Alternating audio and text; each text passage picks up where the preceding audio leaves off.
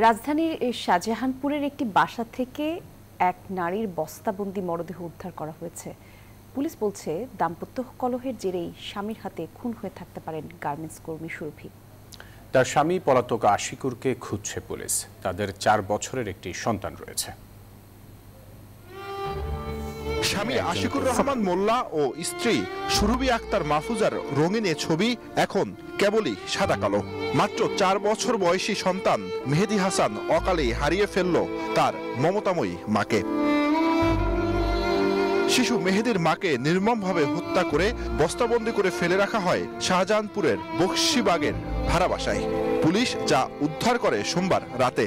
হত্যার অভিযোগের তীর খুন হওয়া গার্মেন্টস কর্মী সুরভির স্বামী আশিকুর রহমান মোল্লার দিকেই। রক্ত বের হচ্ছে, ঠিক আছে, এরকম কিছু একটা খাওয়াইছে হয়তো, বা এটা হচ্ছে পুলিশের ধারণা যে কিছু একটা খাওয়াইছে অথবা বালিশ চাপা দিচ্ছে, বালিশ চাপা দিয়ে আর কি মেরে ফেলছে। হঠাৎ করে একদিন ওর কাছে ফোন যায় ওদের কাছে বাসায় যে ভাইয়া আমার মারধর করতেছে, ওর শ্বশুর শাশুড়ি এবং তার শ্বশুর ফ্যামিলি সবাই ওদের মারধর করছে। এই ব্যাপারটা টোটাল তাদের ফ্যামিলির লোকজনই গুরুত্ব দিত না, এমন মারমুখী আচরণ করতো, তারা এমন লাঠিয়াল বাহিনী। এই যে আমার চাচাতো ভাই কয়েকদিন আগে গেছে, তাদেরকে মায়েরা একবার বাইন্ধা রাখছে। এ ঘটনায় শাহজাহানপুর থানায় হত্যা মামলা দায়ের করেছেন সুরভির বাবা নুরুল হক খান।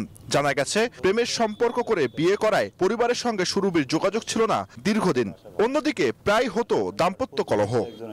পরিচিত ছিল। পুলিশ বলছে ঘটনার পর থেকেই পলাতক রয়েছে স্বামী আশিকুর রহমান মোল্লা। তাকে ধরতে চলছে জোর অভিযান।